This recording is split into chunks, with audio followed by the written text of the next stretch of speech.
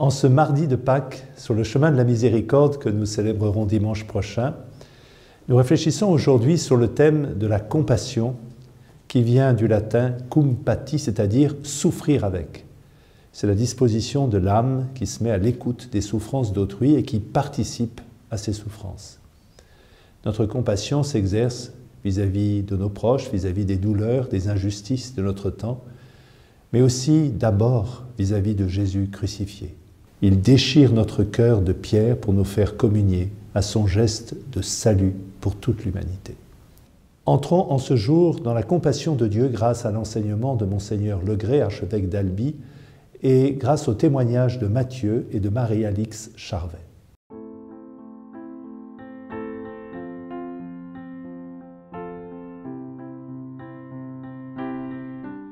La compassion de Jésus est extrêmement présente dans tous les évangiles. Bien souvent, en effet, il nous est dit de Jésus qu'il est saisi de pitié pour les foules ou pour une personne particulière qui connaît une épreuve physique ou morale. Par exemple, en Saint Luc, il s'agit de la veuve de Naïm. On portait en terre un mort, un fils unique dont la mère était veuve. Il y avait là une foule considérable de la ville. En la voyant, le Seigneur eut pitié d'elle et lui dit « Ne pleure pas ». Dans Saint Marc, ce verset qui se situe au moment de la première multiplication des pains, en débarquant, Jésus vit une foule nombreuse et il en eut pitié, parce qu'ils étaient comme des brebis qui n'ont pas de berger, et il se mit à les enseigner longuement. Mais il y a un passage beaucoup plus mystérieux que ces passages que je viens d'évoquer, et on pourrait en citer bien d'autres. En effet, dans ce passage, il semble que c'est une compassion humaine, enfin les passages que je viens de lire, c'est une compassion humaine qui semble s'exprimer. Mais lors de la résurrection de Lazare, la compassion de Jésus paraît d'une autre nature. On peut lire en Saint Jean, lorsque le Christ vit Marie pleurer et pleurer aussi les Juifs qui l'avaient accompagné, Jésus frémit en son esprit et se troubla.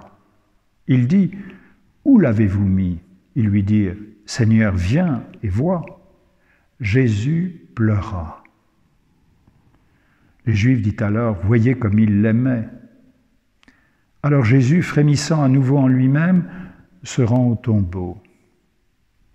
Voilà deux moments où Jésus ne semble pas pouvoir se maîtriser, je dirais, le contenu de son cœur. Il frémit en son esprit, puis il frémit à nouveau en lui-même, comme si son humanité ne pouvait contenir une compassion infinie, une compassion divine.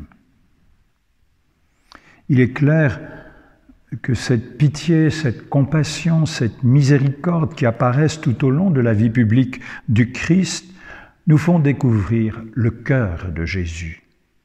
Cœur humain et cœur divin, selon sa mystérieuse identité de fils premier-né du Père et de Verbe incarné.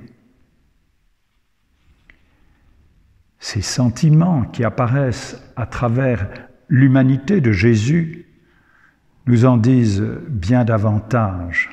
S'il est vrai, comme le dit Jésus à Philippe, « Qui m'a vu, a vu le Père ».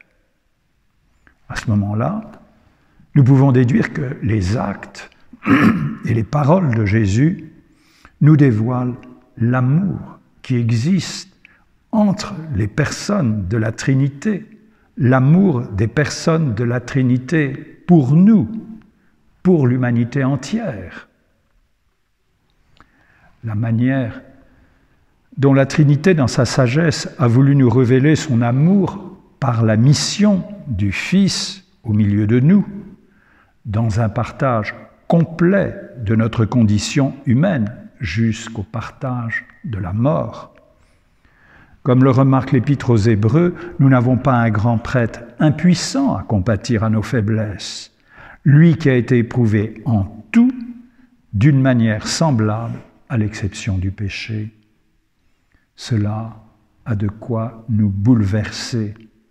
Vraiment, Jésus est maître en compassion et en miséricorde.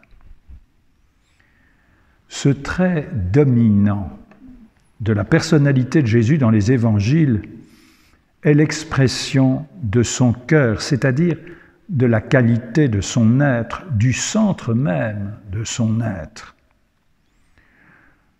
L'apôtre Jean nous l'explique dans sa première épître lorsqu'il dit « Dieu est amour ». En ceci s'est manifesté l'amour de Dieu pour nous. Dieu a envoyé son Fils unique dans le monde afin que nous vivions par lui. En ceci consiste l'amour. Ce n'est pas nous qui avons aimé Dieu, mais c'est lui qui nous a aimés et qui a envoyé son Fils en victime de propitiation pour nos péchés. Jésus est bien le serviteur annoncé par Isaïe, comme la liturgie nous le rappelle en ces jours de la Passion. Il est bien l'élu, le préféré du Seigneur, qui a reçu la charge de manifester la gloire divine à travers des œuvres de compassion. Souvenons-nous, la gloire divine, c'est la présence divine. À travers des œuvres de compassion et de libération, celui sur qui repose l'Esprit de Dieu a manifesté la puissance de l'amour divin. Maître et ministre de la miséricorde, de la compassion divine, tel est Jésus. Alors, comment pourrions-nous ne pas être séduits par le cœur du Christ, lui qui nous dit « Mettez-vous à mon école, car je suis doux et humble de cœur, et vous trouverez le soulagement pour vos âmes. » Comment ne pas évoquer le cœur transpercé du Christ sur la croix? Dans l'évangile de Jean, au chapitre 19, nous trouvons ce verset « L'un des soldats de sa lance lui perça le côté, et il sortit aussitôt du sang et de l'eau. » Le sang nous parle du sacrifice, nous parle de la vie donnée. Voici l'agneau de Dieu qui enlève le péché du monde. Par sa vie donnée, l'agneau obtient pour le monde le pardon du Père. L'eau qui coule du côté du Christ nous renvoie à cette eau vive dont le Christ parle à la Samaritaine. Si tu savais le don de Dieu, et qui est celui qui te dit « Donne-moi à boire », c'est toi qui l'aurais prié et il t'aurait donné de l'eau vive. L'eau que je lui donnerai deviendra en lui source jaillissant en vie éternelle. Ce cœur transpercé exprime à la fois le don total du Christ qui livre sa vie, son sang, sa personne, pour nous sauver du péché, et la fécondité de son sacrifice par l'eau qui jaillit de son cœur sur le roc du calvaire. Le sang du sacrifice annonce le partage de la vie divine qui s'effectuera à chaque Eucharistie. L'eau qui tombe sur le roc du calvaire, image du cœur de pierre de l'humanité, va apporter à chaque humain un cœur nouveau, un cœur de chair, par la puissance de l'esprit, un cœur vivant et capable d'aimer, capable de battre au rythme de Dieu, un cœur qui deviendra sans cesse source d'eau jaillissant en vie éternelle, c'est-à-dire un cœur habité par l'Esprit Saint et nourri par la chair et le sang du Sauveur, afin d'être mu par le bouillonnement d'amour que connaît la Trinité elle-même, un cœur de feu. Lors de la transfiguration, la nature divine du Christ perce à travers son humanité qui resplendit comme la lumière du soleil. Cette beauté étincelante est le visible de l'amour incandescent qui règne dans le cœur de Jésus. Le sacrifice sanglant de la croix et la transfiguration sont les deux faces de l'unique amour divin qui est révélé par Jésus à l'humanité entière. Le contenu du cœur de Jésus exprime sans cesse la compassion divine pour l'humanité aux prises avec les forces du mal. Contempler ce cœur permet de croire que le Seigneur n'est pas à l'origine de nos malheurs, de nos épreuves, de l'épidémie qui nous frappe. Au contraire, les attitudes de Jésus en faveur de ceux et celles qui passent par une épreuve expriment invariablement une immense compassion. Si Dieu est amour, il ne saurait en être autrement. Penser que Dieu nous envoie tel ou tel malheur est une erreur grossière, une injure faite au Dieu de Jésus-Christ. La compassion du Sauveur pour l'humanité blessée nous révèle le dessein bienveillant du Père en faveur de tous ses enfants. Le mystère scandaleux du mal brouille souvent nos esprits au point de nous masquer la vérité et de nous présenter avec malignité des caricatures du Créateur, du Rédempteur et du Paraclet, de l'Esprit Saint, au risque que certains finissent par y adhérer. Or, comme le Père Maurice Zindel aimait à le dire, Dieu est un cœur, rien qu'un cœur, tout cœur. Il nous faut donc toujours, comme Jésus, remettre entre les mains du Père notre esprit, y compris dans l'épreuve, comme Jésus dans sa passion. La compassion du Seigneur trouve son point culminant dans sa miséricorde. Sainte Faustine Kowalska entendit pendant la célébration de la messe, un vendredi en 1935, elle entendit cette parole: « Ma miséricorde est passée dans les âmes par le cœur humano-divin de Jésus comme le rayon de soleil à travers le cristal. » Laissons celui qui est la lumière du monde éclairer et toucher nos pauvres cœurs malades pour les guérir, les vivifier et les combler de sa grâce. Je vous invite maintenant à demander au Seigneur d'entrer dans sa compassion. Seigneur, toi qui es compatissant et miséricordieux, donne-nous d'entrer dans les sentiments du Christ, lui qui a offert sa vie pour notre salut. Il s'est penché sur notre misère et nous a ouvert un passage vers une vie qui n'aura pas de fin. Il a eu pitié de nous. Seigneur, ouvre nos cœurs aux détresses du monde. Rends-nous sensibles aux souffrances parfois cachées de ceux et celles qui nous entourent. Enlève notre cœur de pierre, donne-nous un cœur de chair. Dessille les yeux de notre cœur. Nous te le demandons à toi qui règnes pour les siècles des siècles. Amen.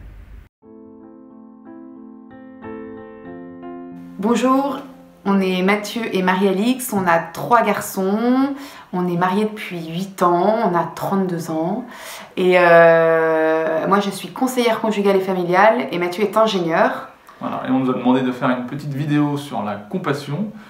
Donc finalement, là où on a l'impression de vivre la compassion, c'est dans dans l'exemple qu'on vit en ce moment, où des très très bons amis qui sont dans le même état de vie que nous, qui attendaient leur troisième, on vient d'avoir notre troisième, voilà, leur troisième qui est hospitalisé pour des raisons assez graves. Et en fait, on s'est vraiment senti complètement avec eux dans cette épreuve. On a vraiment l'impression de souffrir avec eux et d'être en compassion totale. Alors évidemment, on pourra jamais comprendre complètement ce qu'ils vivent, on peut pas être à leur place, on a beau leur essayer de se mettre à leur place, mais on n'y arrivera jamais. Mais pour autant, par rapport à tous les exemples que Mathieu disait, voilà, c'est un exemple où on se sent vraiment en union, en grande union avec eux, de souffrance, quoi.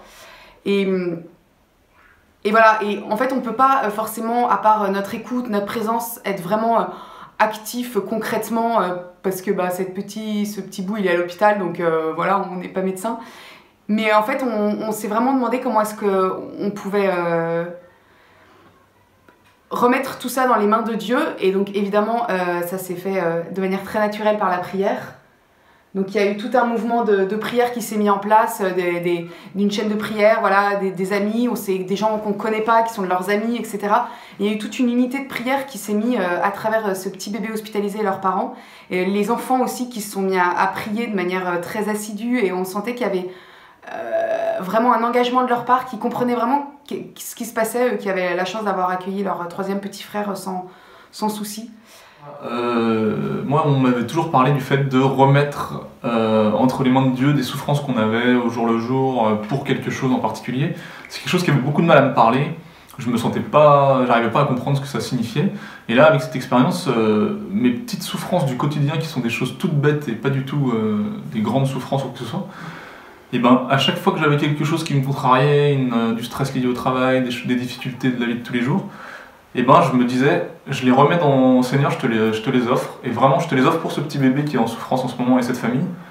Et j'avais vraiment le sentiment que je posais un acte de foi et qu'il y avait quelque chose, il y avait vraiment le fait de remettre ça entre les mains de Dieu, et que c'était vraiment une prière en quelque sorte. Donc j'avais vraiment le sentiment que Dieu, à travers ça, m'a fait découvrir cette capacité de lui donner nos petites souffrances de tous les jours pour quelque chose de beaucoup plus grand, entre guillemets. Voilà.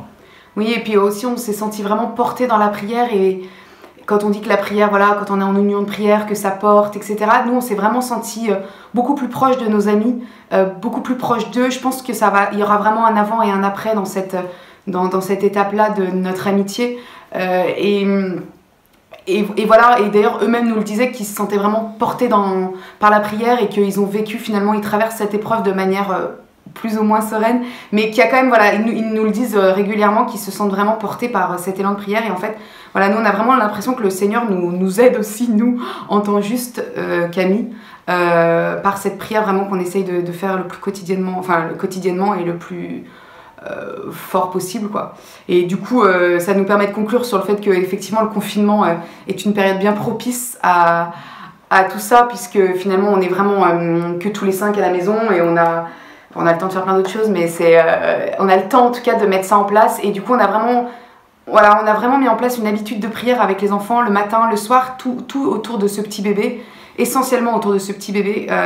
Et voilà, on se sent vraiment habité par la prière pendant ce temps de confinement, qui nous permet un petit temps plus de répit, peut-être aussi d'intériorité, dans lequel on n'aurait peut-être pas été si l'école avait continué, si tout le quotidien avait été là. Et ça, pour nous, c'est un petit peu une grâce et un cadeau qui nous permet de remettre vraiment Dieu au centre de cette épreuve que nos amis traversent. Et donc au centre de nos vies aussi. Et je trouve qu'on a le sentiment d'être dans un état de prière un peu tout au long de la journée, du fait qu'il y ait ça qui transpire toute la journée. Et c'est vraiment, je trouve qu'on a mieux compris le côté on prie vraiment toute la journée, même quand on n'est pas en prière en tant que tel, quoi. Voilà. Au nom du Père et du Fils et du Saint-Esprit. Amen. Seigneur, nous voici réunis, rassemblés devant le Saint-Sacrement. Et nous voulons rentrer dans cette compassion que tu as manifestée pour nous, en considérant notre péché, en considérant le mal dans le monde, notre souffrance, Tu as eu pitié de nous. Tu es venu nous relever en nous rejoignant dans notre pauvreté, en assumant notre humanité, en la supportant jusque dans la souffrance, jusque dans la mort. Nous voulons te demander d'entrer nous aussi dans cette compassion. Dieu est compatissant.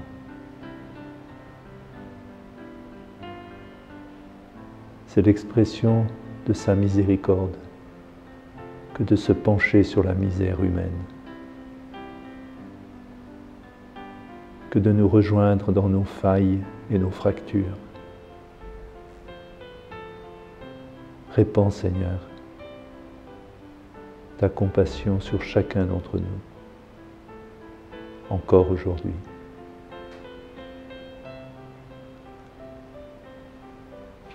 Seigneur, aide-nous à être à notre tour compatissants face aux malheurs du monde. Mais d'abord, à nous laisser toucher, saisir par ta passion.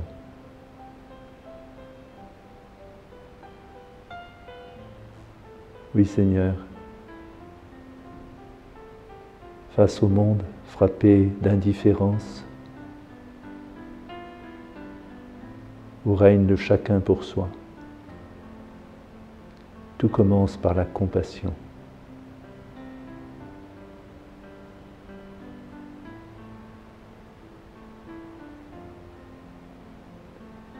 Donne-nous, Seigneur, de porter l'espérance de ceux et celles qui ne croient plus en eux-mêmes et dans l'avenir.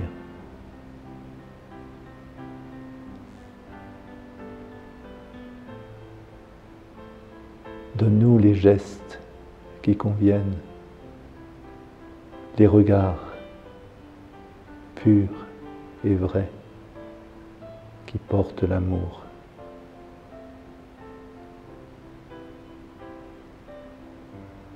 Aide-nous à porter les fardeaux les uns des autres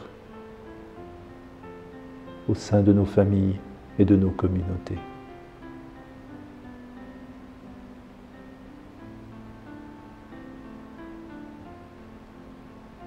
Fais-nous, Seigneur, entrer dans la compassion de Dieu.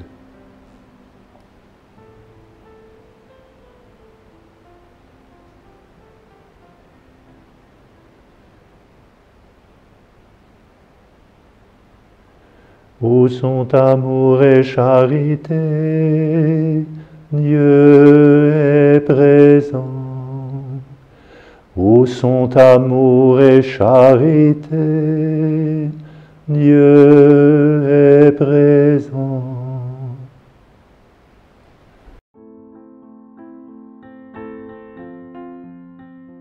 Comme démarche concrète autour du thème de la compassion, je vous propose d'inscrire sur un papier les noms des personnes affligées, douloureuses, souffrantes que nous connaissons. Vous pourrez ensuite déposer ce papier dans une corbeille auprès d'une statue de la Vierge, d'une image ou d'un coin de prière, en demandant au Seigneur de venir consoler et guérir ces personnes. Nous les confions à la Vierge Marie, consolatrice des affligés.